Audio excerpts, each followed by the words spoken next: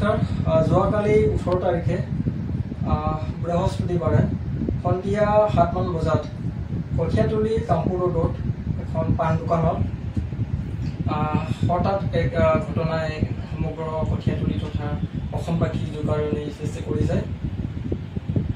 তামোলালং গাঁৱৰ গাঁও প্ৰধান চিৰন্তন আমচং ডাঙৰীয়া তেখেতৰে ভাতৃ তথা আত্মীয়ই যোৱাকালি সন্ধিয়া 7মান বজাত দাৰে ঘপিয়াই তেখেতক হত্যা কৰে আৰু তেখেতৰ যি হত্যা হ'ল যোৱাকালি সেইটো আমি গৰিহণা দিছোঁ আৰু এনেকুৱা যাতে ঘটনা আগন্তুক দিনত ভৱিষ্যতে যাতে নহয় তাৰে কামনা আৰু সকলোকে অনুৰোধ কৰিছোঁ।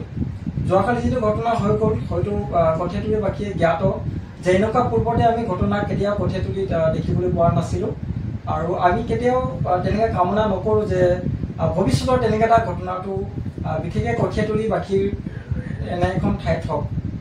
বিশেষকৈ সকলোৱে জানে যে কঠীয়াতলী এখন পিচফুল ঠাই, শান্তিপূৰ্ণ এখন ঠাই।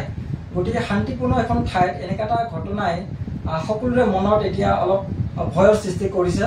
গতিকে তেনেকুৱা যাতে ভৱিষ্যত দিনত তেনেকুৱা ঘটনা নহওক তাৰে মই সকলোকে অনুৰোধ তথা সকলোকে প্ৰাৰ্থনা জনাইছোঁ। বিশেষকৈ তেখেতৰ যি আজি শুকুৰবাৰ দিনাখন আজি শৰীৰটো সৎকাৰ কৰা হয়।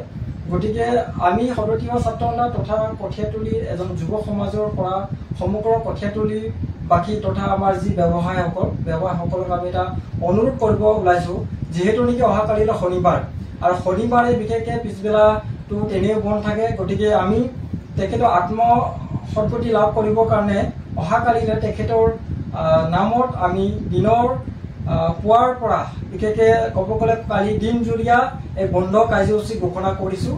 মই আশা কৰোঁ সমগ্ৰ কঠীয়াতলীৰ বাকী ৰাইজে তথা আমাৰ ব্যৱসায় প্ৰতিষ্ঠানৰ প্ৰতিজন জ্যেষ্ঠসকলে তেখেতৰ আত্মাৰ সদ্গতি কামনা কৰি অহাকালিলৈ তেখেতৰ নামত যাতে দিনজুৰীয়া বন্ধ কাৰ্যসূচী পালন কৰে।